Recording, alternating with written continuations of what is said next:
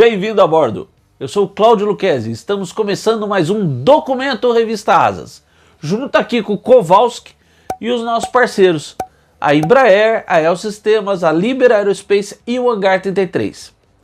Nós vamos contar a história do Mirage 3 na FAB, nos 50 anos da sua chegada ao Brasil, e também os 50 anos da criação da primeira Alada, a unidade antecessora do atual primeiro GDA. E para você que está assistindo, não deixa de comentar. O seu comentário, como eu sempre digo, é muito importante, assim como nos ajudar a ter mais inscritos. E se puder, vai lá no botão de valeu. Todo apoio é muito bem-vindo. E tudo isso é vital para a gente melhorar cada vez mais. Fechado? Então, senta, que lá vem história. Nós todos já ouvimos falar que avião bonito voa bem. E o caça desse vídeo prova isso, porque tem um voo fantástico. E foi o clímax do design dessa super bem sucedida linhagem de caças franceses a jato. Porque o Mirage 3 é belíssimo.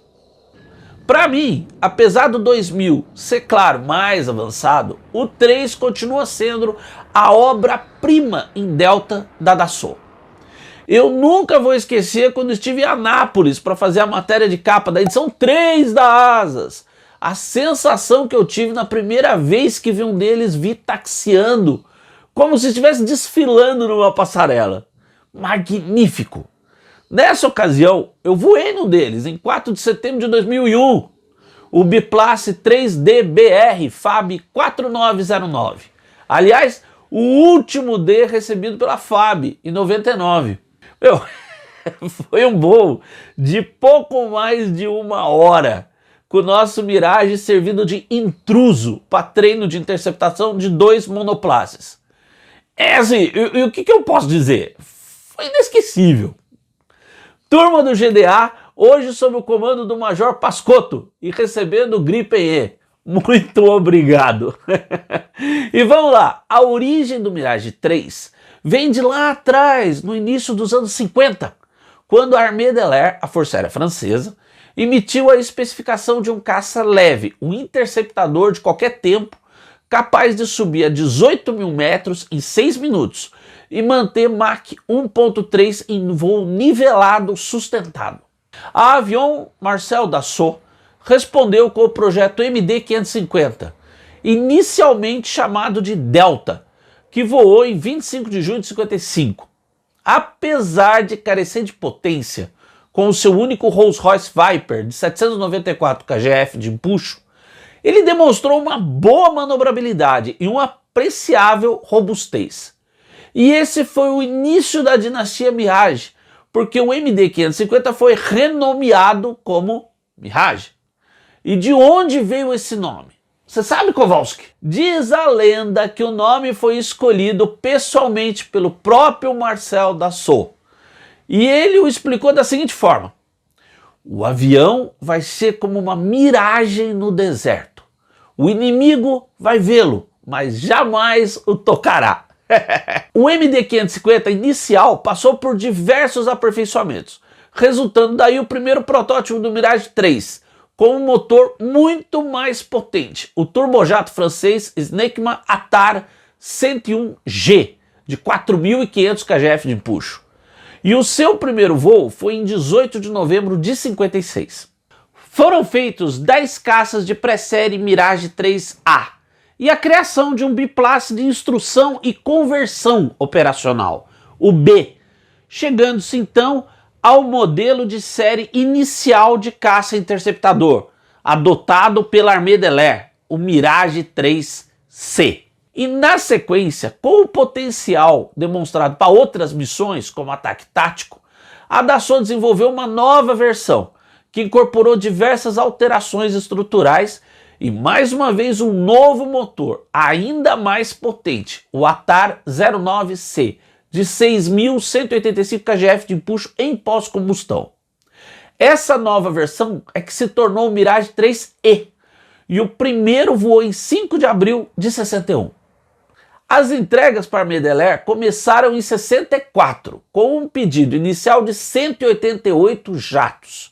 E em serviço, o 3E assumiu diversas missões, da caça ao ataque nuclear tático. Para facilitar a adaptação dos pilotos à nova versão, foi gerada uma variante biplace específica, o 3D.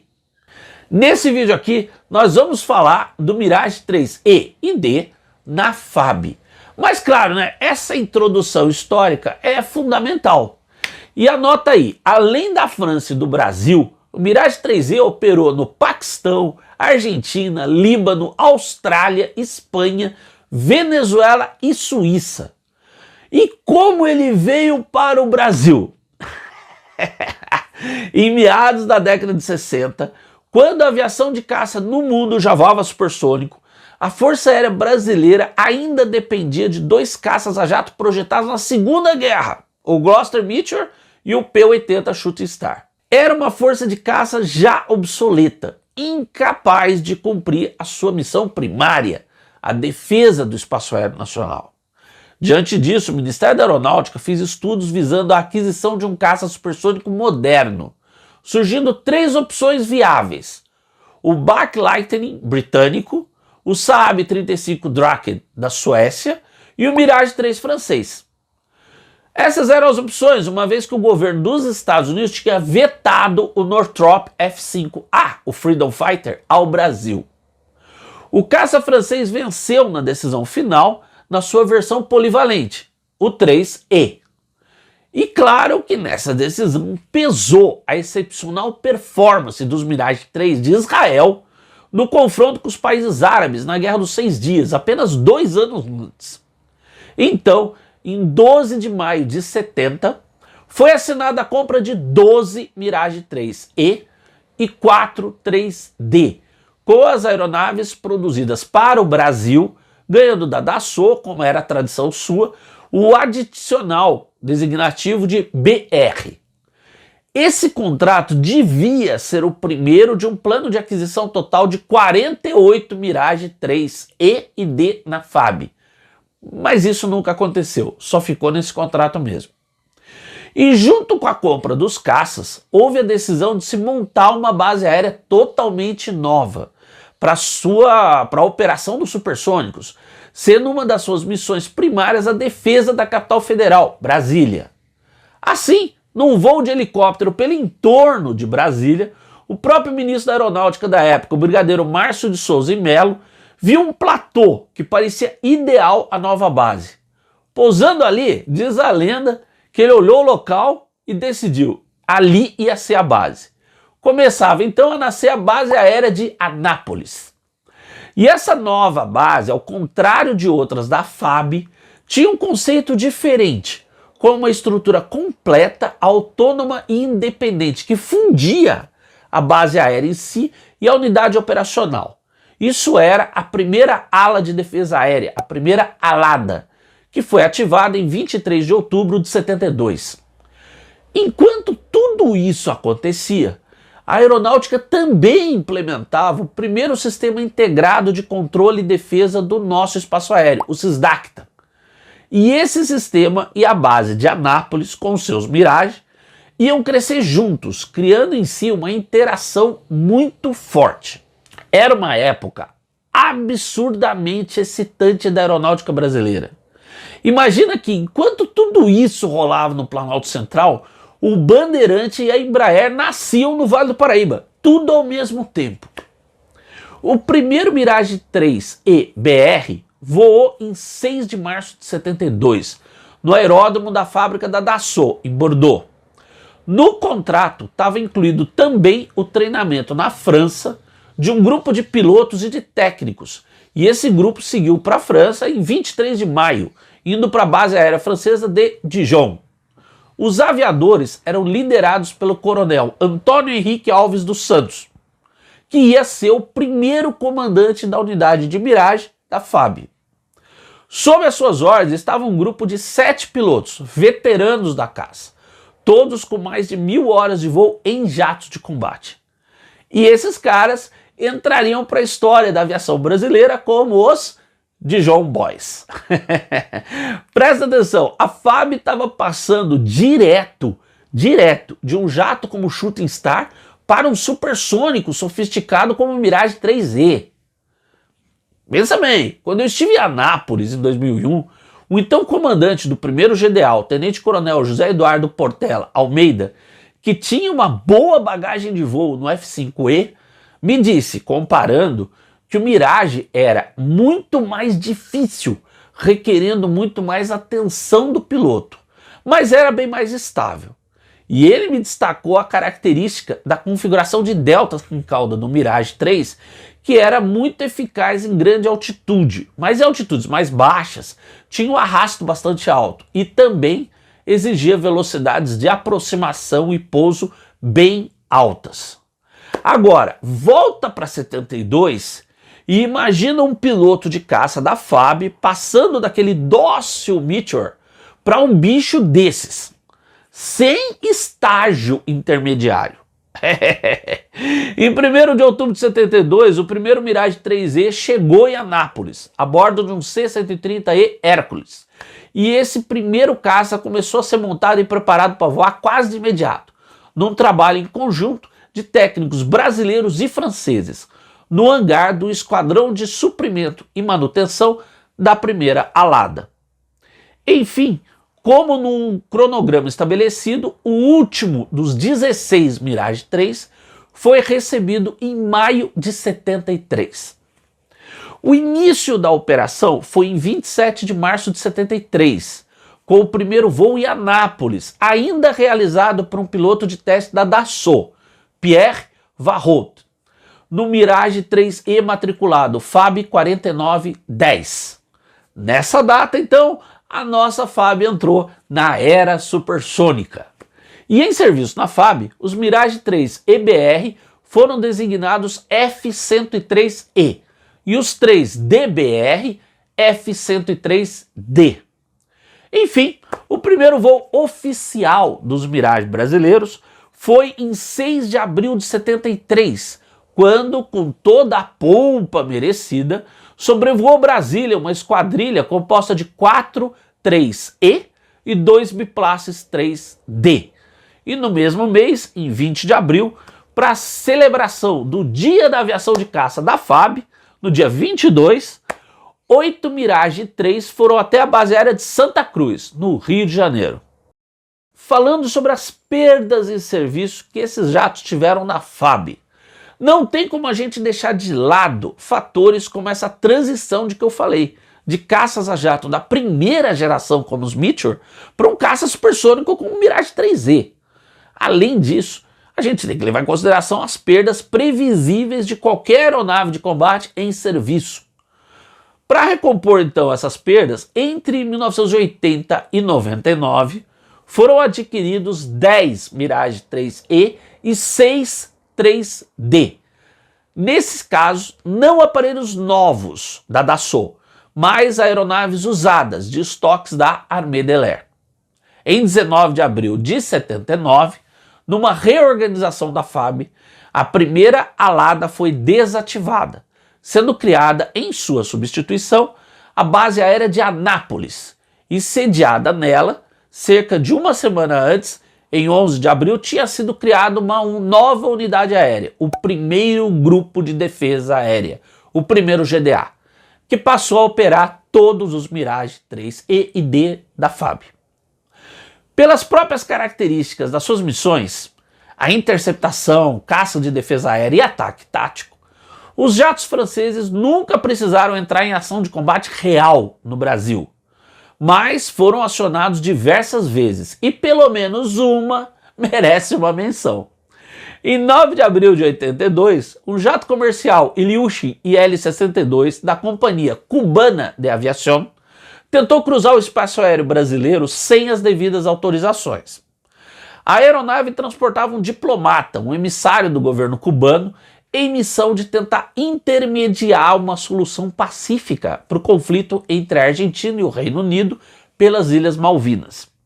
O governo cubano tinha até solicitado a autorização de sobrevoo do Brasil, Mas essa tinha sido negada, porque nessa época não estavam reatadas as relações diplomáticas entre o Brasil e Cuba.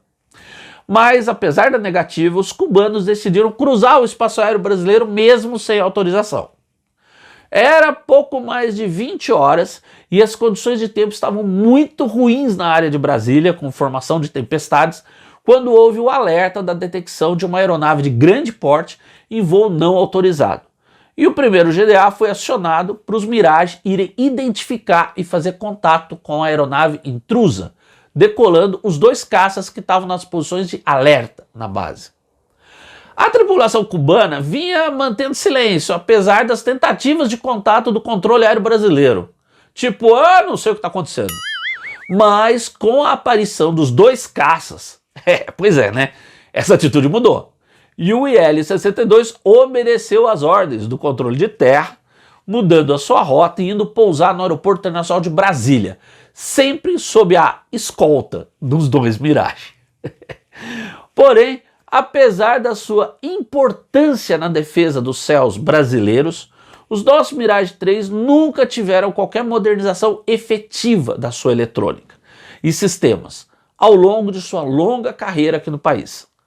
Uma única melhoria de caráter puramente aerodinâmico foi feita no início dos anos 90, com a instalação de pequenos canards fixos que melhoraram a manobrabilidade em velocidades mais baixas.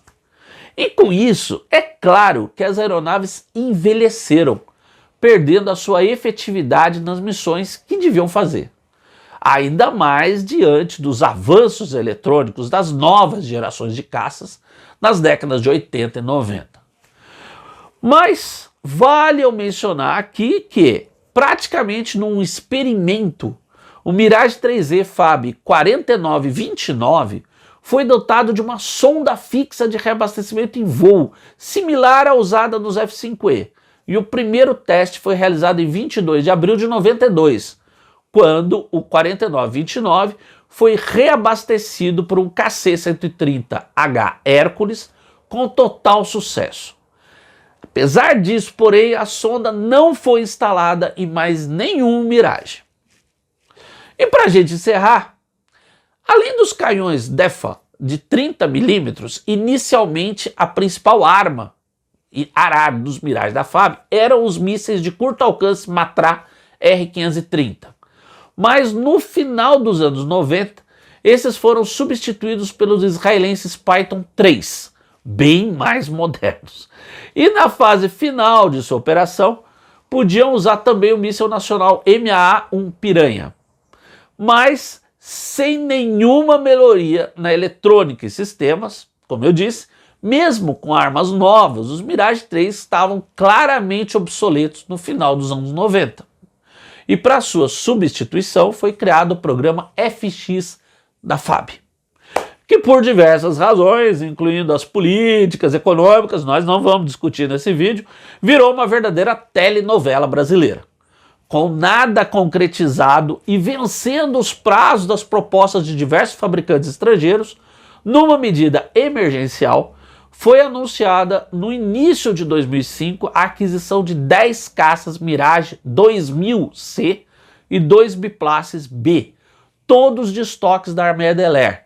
Mas os primeiros desses não chegaram até a data de desativação dos Mirage 3E e D, de jeito que o primeiro GDA operou provisoriamente durante certo tempo com alguns caças F-5EM modernizados, até que, enfim, começaram a chegar os Mirage 2000 em outubro de 2006.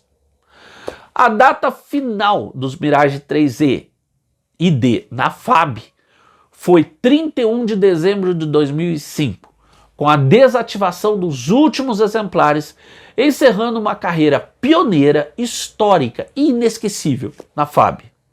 Com esse vídeo, queremos também fazer tributo a todos os caçadores da FAB, de ontem, de hoje e amanhã. Afinal, 22 de abril é o dia da aviação de caça e aniversário da minha filha mais velha, Natasha. Obrigado por estar aqui com a gente, comigo e com o Kowalski, no canal da Revista Asas. E não esqueça, pensar faz bem. Um grande abraço e até o próximo voo.